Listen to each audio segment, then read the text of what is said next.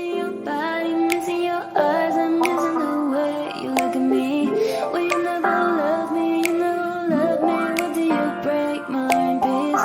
And I cry for your love, and I'm hearing your voice calling me one more time. I'll never call your phone, baby. Oh, baby. I will never call. 네, 안녕하세요. 도사 이승태 TV의 이승태 변호사입니다. 오늘 제가 드릴 거는 이 소음으로 인해서 만약에 내가 키우던 농가에 있는 뭐 소나 돼지가 죽었다. 이 경우에 어떻게 돼야 되느냐. 실질적으로 뭐 저희가 재작년에도 공사장 소음 때문에 한우가 죽어요. 그리고 실제로 어미소도 죽고 송아지 같은 경우에는 더 많이 죽거든요. 그리고 수태율이 떨어집니다. 이런 경우에 어떻게 해야 되느냐. 당연히 배상받을 수 있어요. 근데 배상 금액이 얼마냐? 그다음에 뭘 기준으로 하느냐? 이것만 간략하게 보고 갈게요. 기본적으로 그냥 사실관계 한번 볼게요. 이게 대법원에서 2017년도에 판결이 난 겁니다. 1996년부터 원고가 한우를 사육했습니다. 근데 이 지금 피고 공단에서 건설한 철도, 이 철도가 2010년도에 개통이 된 거예요. 근데 판결은 언제 났어요? 2017년도에 났어요. 7년을 했어, 소송을. 정말 원고가 겪었던 고통은 얼마나 컸을까? 여러분들이 한번 생각해 보시면서 이 사람이 느꼈을 고통이 얼마나 클까? 그리고 또 변호사도 얼마나 힘들었겠어.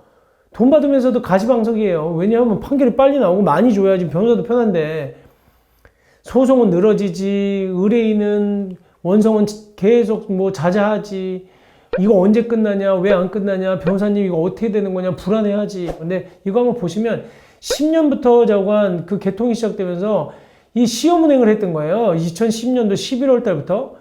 그리고 나서 이제 11월부터 이제 한 달도 안 됐어. 바로 시험운행 실시를 하니까 한우들한테 어떤 문제가 생겼냐면 유산, 사산, 성장지원, 수태율의 피해가 생긴 거야. 근데 실질적으로 저는 이것만이라고 생각하지 않습니다. 그 전에 공사할 때부터 피해가 있었던 거예요. 그래서 그때부터 유산되고 사산되고 성장지원도 있고 수태율조가 있었는데, 그때까지는 지금 뭐 그 무슨 배상을 받았거나 했겠지. 공사만 끝나면 괜찮을 줄 알았던 것 같아. 근데 철도가 다니면서 더 문제가 생긴 거죠. 근데 이 농장하고 62.5m, 이게 많이 떨어진다고 볼 수도 있지만 굉장히 가까운 거래요. 62m면 실질적으로. 그러다 보니까 이게 거기서 철도가 계속 다니니까 소들이 흔들리니까 이게 그 불안하니까 이렇게 사산이나 유산 생기는 거거든요. 근데 이게 피고공단이 그 별도로 방음이나 방진 시설도 대책도 마련하지 않았어. 그리고 또 하나, 또 피고가 2명이었어요. 공단, 여기 도시철도, 철도시설 공단이 있었고, 그 다음에 또 한 피고는 철도 공사가 있었던 거예요. 그러니까 공단, 철도 공사가 실질적으로 철도를 놨고요. 그 다음에 공단은 아마 이 부분에 대해서 위탁해서 지금 뭐 관리를 했던 것 같아요. 근데 피고 공단한테 지금 사용료를 지급하고 철도를 이용했다. 하루에 며칠, 몇 번 정도 절차를 운행했냐면 24번 정도 운행했다. 그럼 누구 책임이냐는 거야. 공단, 철도시설을 관리하는 철도시설 공단 책임이냐, 운행한 그러면 한국철도공사의 책임이냐, 이 부분에 문제가 됐던 거거든요. 근데 기본적으로는 환경정책기본법에 따라서 여기는 책임져야 될 환경오염 피해를 발생시켰다. 철도 소음을 발생시켰으니까. 그래서 철도 기본적으로 피고공단, 공단이라는 건 그 철도시설공단이에요. 그러니까 철도를 설치하는 관리자로서 운행함으로써 소음 발생하는데 이거를 넘지 않게끔 해줘야 될 의무가 있기 때문에 당연히 너 책임져야 된다라고 하는데, 지금 기본적으로 어느 정도 소음이 발생했냐면 최대 소음도가 24시간 동안 측정해 보니까 최대 소음도가 63.8dB에서 81.8dB, 최대 진동도는 39.5에서 67.2dB, 5분 등가 소음도는 51에서 67.7, 그 다음에 5분 등가 진동도는 29.0에서 43.7dB가 나왔다는 거예요. 철도 소음을 관리하는 게 지금 소음진도 관리법상에 있습니다. 어느 정도 소음이 발생해야 되느냐. 이게 뭐라고 되어 있냐면요. 주거지역이나 뭐 아니면 녹지지역, 그 다음에 취락지구, 뭐 이런 여러 가지 그 지역에서는 어떻게 되어 있냐면 한도가 소음의 경우에는 주간에 70dB, 야간에 60dB, 진동은 65dB, 60dB 이런 기준이 있습니다. 근데 따져보니까 소음진동관리법 그 시행규칙 철도에 나와 있는 목장 용지의 경우에 따른 소음진동관리법상 기준을 초과하지 않았어. 그러면 안 내줘도 되네? 이 기준은 안 넘어가면? 근데 지금 우리가 이 기준은 뭐예요? 기본적으로 사람이 인식하는 기준이야. 사람은 뭐 이런 주거 지역에서는 소음을 주간에 70dB, 60dB, 철도 소음의 경우에는 내도 된다. 이 정도까지는 뭐 어느 정도 발생하는 것을 뭐 감안해라. 이렇게 지금 만들어 놓은 거지만 이거는 사람 기준이 아니라는 거예요. 또 하나 이건 발생 소음이에요.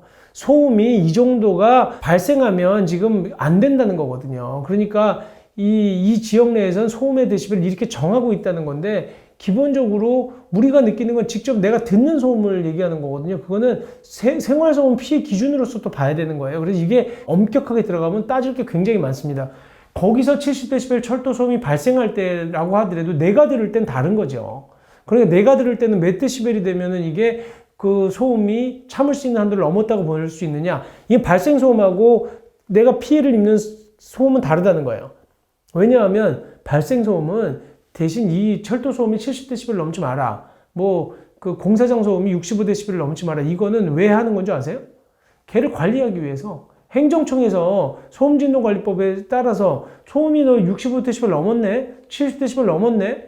그러면 거기다가 과태료 부과하고 이행강제금 부과하기도 하고 너 여기 조치를 해야 될 거 아니야? 공사 중지해라. 방진대책 세워라. 이런 걸 하기 위한 어떻게 보면 기준을 마련한 거지 내가 손해배상을 청구할 때 기준은 아니에요. 그래서 법원에서도 뭐라 그랬냐면 그것만 갖고는 모르고 그 기준은 안 넘었다고 해서 다 된 건 아니고 가축 피해 인중 기준이 있습니다. 그러니까 중앙환경분쟁조정위원회에서 만들어 놓은 거에 연구를 해서 해보니까 환경피해 평가 방법 및 배상액 산정에 관한 기준에서는 뭐라고 하고 있냐면 가축은 소음이 60dB를 넘거나 그 다음에 진동이 57dB를 넘으면 이미 문제가 생긴다는 거예요.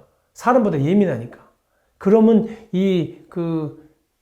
출산, 그러니까 유산도 생기고 사산도 생기고 수태율 저하가 생기기 때문에 이 정도는 배상하라. 이렇게 된 거예요. 이걸 길로 따지니까 다 넘었다. 그래서 배상하라고 판결이 나왔던 겁니다. 그래서 결론은 법원에서는 원고에 대해서 피고들이 지금 한우에게 발생한 직접적 손해, 유산, 사산, 수태율 저하, 성장 지연에 대한 것, 그 다음에 농장을 이전해야 될 거 아니에요. 계속 철도 시설이 있는 동안 여기서 도저히 살 수가 없으니까. 그 다음에 이전할 때 동안 휴업 손해 비용 다 책임이 있다. 다 배상해라. 그리고 또 하나는 대신 여기에서 발생한 책임에 대해서는 다 인정은 못하겠다. 그러니까 피고들이 100% 다 인정할 수는 있겠냐. 왜냐하면 어쩔 수 없이 철도를 건설하는 과정에서 또 그 소음 진동이 발생할 수밖에 없고 그리고 그걸로 인한 피해가 일부 있다. 이 모든 게 다 철도 소음만은 아니다. 그 다음에 또 하나 이 주변에 항공기도 돌아다녔다는 거예요. 그러니까 항공기 소음들도 있으니까 일부, 다는 말고 90% 정도만 제한하자. 이렇게 얘기를 했다는 겁니다. 그러니까 10% 감액을 시킨 거죠. 이렇게 해서 판결을 내렸다는 거예요. 그래서 과연 이게 철도 관리자와 열차의 운영권자 모두한테 그 책임이 있겠느냐. 그러니까 아까 얘기한 철도공단, 시설공단과 그 철도공사가 다 책임이 있겠느냐는 것이었는데 지금 보면은 그 법원에서는 둘 다 책임 있다. 운행한 사람도 문제고 시설 관리한 사람도 문제가 있기 때문에 다 책임 있다라고 했다는 겁니다. 근데 이 금액이 사실상 여러분들이 생각하는 것처럼 그렇게 많이 안 나옵니다. 그러니까 이게 항상 우리가 손해가 발생하고 나면 항상 그 수태율 저하 정확하게 물론 과학적으로 검증한다 그래도 아주 명확하지 않거든요. 사산이 된 일반적인 사산율에 비해서 증가를 하거든요. 그 다음에 그 유산되는 비율도 마찬가지고 유산이라고 하는 거는 뭐 그냥 바로 착상이 됐다가 떨어지는 거고 사산이라고 하는 죽어서 송아지가 나오는 경우인데 그 비율이 일반적인 비율보다 높아졌다고 해서 그걸 다 손해라고 안 봐요. 감정할 때도 많이 깎여. 그 다음에 휴업손해 이전하는 비용도 그렇게 생각보다는 많아지지 않습니다. 그래서 항상 피해를 입으신 분의 어떤 고통과 그 다음에 그 가해자의 그 책임이 항상 일치하진 않아요. 그러다 보니까 소송을 하시는 분들 입장은 굉장히 힘든 거죠. 이게 그리고 아까 얘기 드린 것처럼 7년을 소송을 했잖아요. 그동안 뭐 이분 돌아가시지 않으셨으면 다행이에요, 사실은. 그리고 그동안 이분 뭐 제대로 운영했겠어요? 돈이 많으신 분 같으면은 물론 이전해서 축산농가를 계속 유지하실 수도 있겠지만 어떤 분들은 못하는 경우도 있어요. 그러니까 정말 저는 뭐 이렇게 오래 끊으니 좀 전향적으로 공사나 이런 데서도 좀 줘야 되는데 정말로 안 하더라고. 그렇게 끝까지 버텨. 왜냐하면 공사나 국가나 공무원들은 조정 잘 안 해요.